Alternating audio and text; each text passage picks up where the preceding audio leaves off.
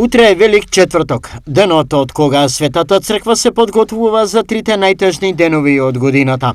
Денот кога Христос ја прави тајната вечера со своите апостоли, го предскажува својата крстна смрт, предскажува дека некој ќе го предаде.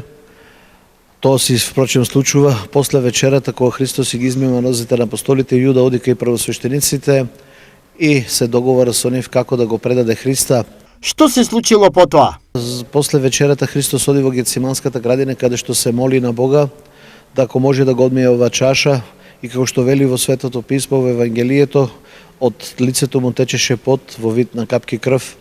Сепак човековата природа на Христа се противеше и се не сакаше да ги помине овие маки и страдања, но Божјата природа сегош надвладеува и како што вели Христос, но нека биде волјата Божја.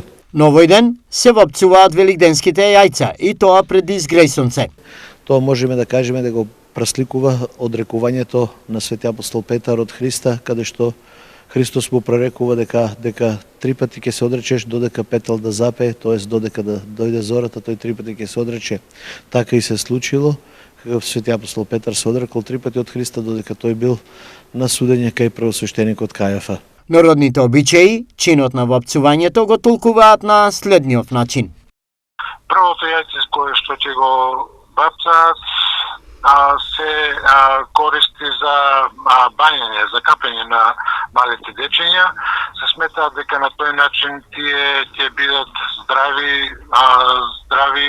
и весели во текот на наредната година. Има и тоа своевиден символ, бидејќи едното јајце се смета дека е за домаќинството, едното за главниот домаќин на куќата, а третото за стопанството. Обичајот го офаќа и следново. Ритуал е да првото вапцано јајце потоа се закопува во неблиската нива, се бара некој мравеник богат со мравки, се закопува и се чува до наредната година.